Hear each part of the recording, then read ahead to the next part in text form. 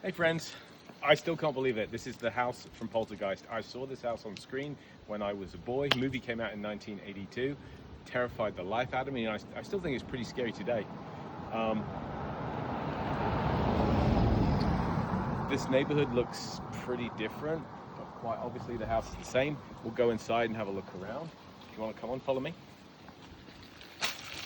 We're recording this in December in California. Lansing's here. We're a little closer to the street back then, but it's the same house structurally. It looks very similar inside. The owner, Rachel, has worked really hard to make this look as faithful to the movie as possible. Let's go on in. Disembodied voice is the security system telling us the door's open. So the first thing, I'm going to close the front door to just let some air in, but this living room. So this is where at the beginning of the movie, all of the guys are watching the sports game, gathered right here around a TV set that looked a lot like this. The layout's kind of very similar. You had speakers up here. All the action in the movie, all the stuff that I remember, like the ghost hunters, the paranormal investigators, sitting gathered around the equipment, all happened right here. A lot of it was shot in the house, and a bunch of it was also shot on a set, which recreated the house. And if we look at the staircase, I'm going to bring the camera over towards me a little bit. If you look at this staircase, that's the big difference. In the movie, this came down and it was kind of like an S shape, like a snaking staircase. And this is where all the spirits come down, you know, the ghosts come down out of that light. One of the scenes that still I find really powerful and moving and kind of creepy. Well, they replaced it with this switchback staircase at some point. So that's the biggest change. But that S-shaped staircase was the original one. Over here, I think this is kind of cool. You have all the Poltergeist movies, you have the novel, VHS, and a VHS player to play them on. And what visit to the Poltergeist house would be complete without introducing yourselves to the TV people. So the TV, obviously there are no signals to receive.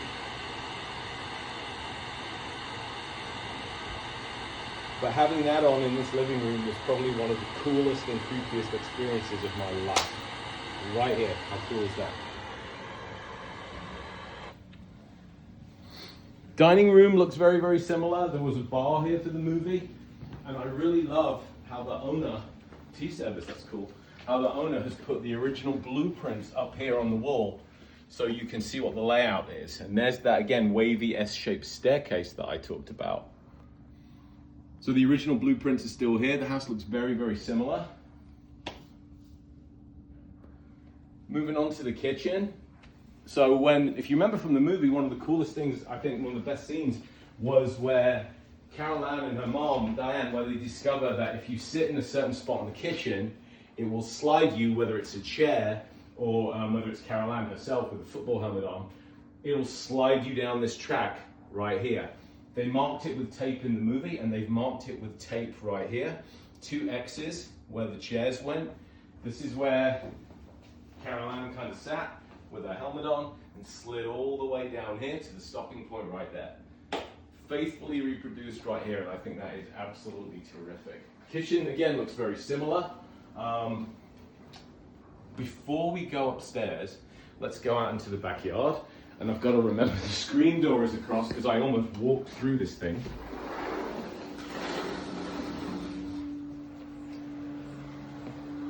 So, looks concreted out here for the movie. Remember, this was all grass, turf, and then mud out here, and the pool was unfinished. That's a key part of the film, right? The fact that the pool is being dug and it's full of skeletons at the end of the movie. The only other big thing that's missing is the tree. The tree that reaches in and it grabs Robbie, the young boy. If we just come this way, so the deck comes out and the awning comes out, but Robbie's bedroom window right up there. You know, we would have the tree over here kind of leaning in to grab them. Obviously that wasn't here at the time of the shoot either. That was sculpted by the special effects team. So there never was actually a genuine tree here. The pool itself is terrific. The owner is very nice and warms it up for you on request. I absolutely recommend swimming with the skeletons. That was a fantastic experience that we did last night. And there is even a hot tub a sauna right there. It's not a sauna, a jacuzzi, my bad. Which was just amazing. We were out here under a full moon, 10 o'clock at night, the poltergeist house, swam in the pool, and then into the hot tub. Let's go on up and look at the house from the back.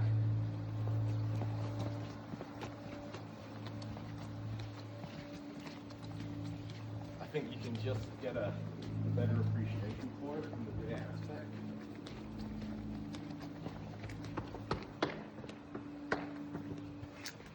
There we are.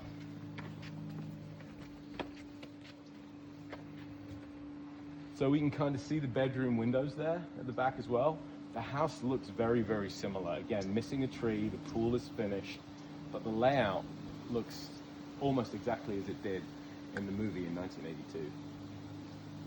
Let's go check out the second floor.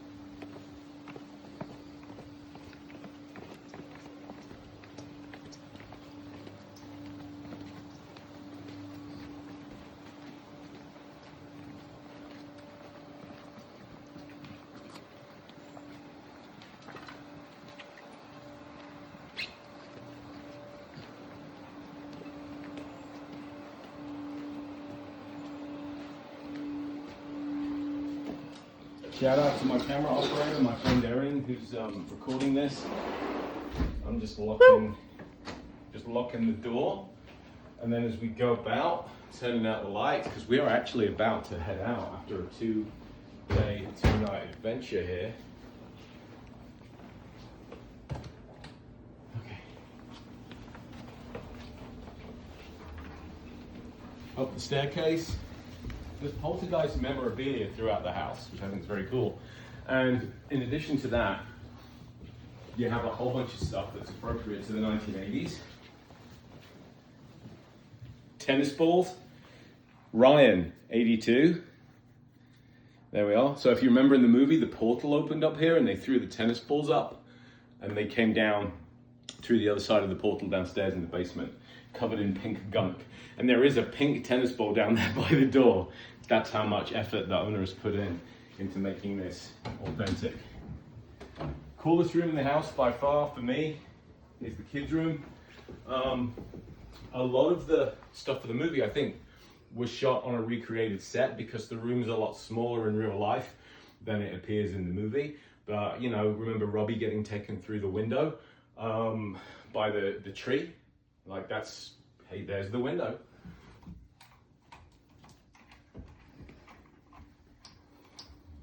Nice view of the pool. No scary tree out there. The Darth Vader poster is the same one. There was also a poster of the movie Alien in the original as well. And then if we look behind me, the Rams helmet, my first Barbie, and that is Heather O'Rourke. My pal Sean Clark, and you should check out Sean's video where he did a walk around of this house first. He was here before us and did a terrific job. I will link to that for you that want to see it. Sean pointed out that it's a little bit damaged, but this is the Heather O'Rourke Barbie. She's the girl that played Carol Ann. How surreal is that? I slept in Robbie's bed for 2 nights here. Slept very peacefully, by the way, apart from one thing, which I'll talk about in a minute. This guy absolutely sucks, the terrifying clown. I think he gave a whole generation of kids nightmares. Certainly me, disappearing under the bed, moving around the room. He sits here and watches you sleep, which is probably 30 years of investigating haunted houses, the creepiest thing I've spent a night looking at before. Carol Ann's bed is right here, strawberry shortcake theme. And what you have is the goldfish that she gets after Tweety, her bird, dies. And I almost forgot to mention this, but the telephone, where Carol Ann picks it up and talks to the TV people. You even have one of those here as well. So last night, I left this door ajar. The door was like slightly open and cracked throughout the night. Woke up this morning and the door had been closed, and nobody on my team of a total of 4 of us, nobody closed it. So this door managed to close itself, which is kind of interesting and a little bit creepy. And I'm going to ask Erin just to close the door. Now, per the movie, this would have been the closet, right? The toy closet where, that's ground zero for all the paranormal phenomena. This is where Carol Ann is taken by the beast and goes over to the realm of the dead people. It is a very cool restroom and shower, bathroom right now. So not a closet, a haunted closet at all. Very cool bathroom. And again, you know, the layout of the house is not identical to the movie. They took some liberties. There are extra bedrooms. So this one right here, it's just kind of a spare. Not a whole lot to really talk about with it. Dana, the 16-year-old daughter, played by actress Dominique Dunn. They have a room done out like appropriate for a teenage girl. Dana was the one that was on the phone at night, using that landline, you know. Her dad, Craig T. Nelson, is like, get off the phone, Dana. Good night, Dana. This room's done out appropriate to be Dana's room, which I think is pretty cool. So the amount of effort that the owner has put into this place is staggering to me. Like, I've never seen a place that has been so painstakingly cared for as this one. Master bedroom. Make sure I get the right door.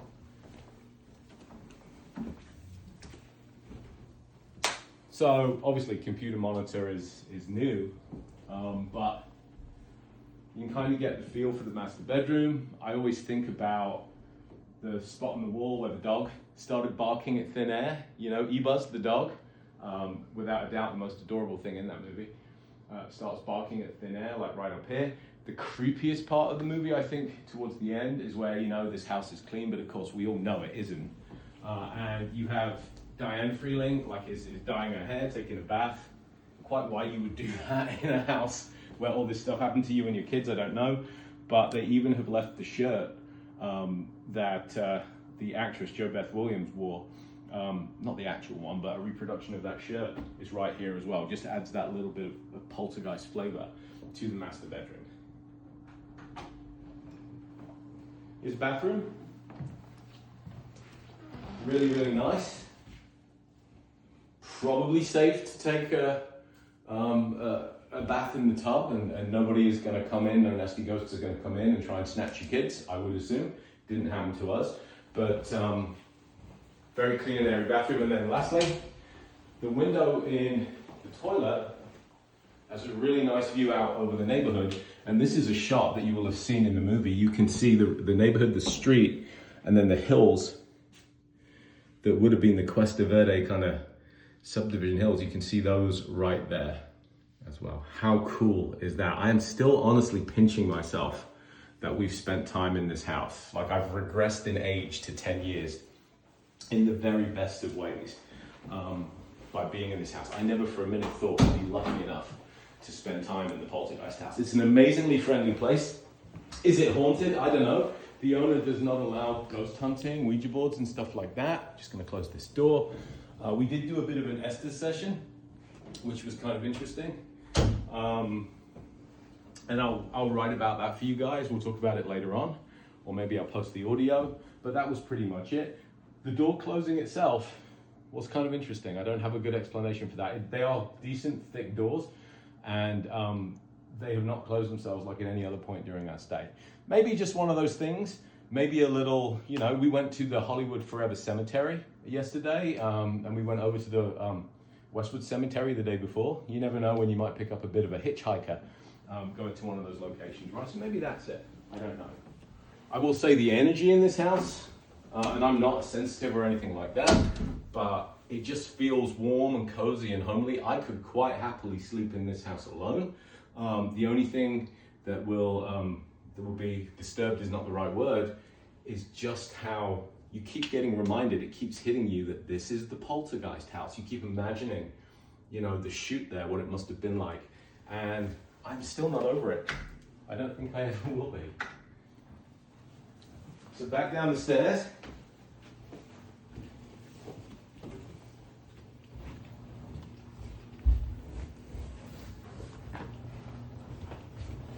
And there we go. There's the pink ball. It's not dripping with pink goo, but it is pink, I think, as a reminder that when it came through the portal from upstairs, by way of another dimension, it was covered in pink slime.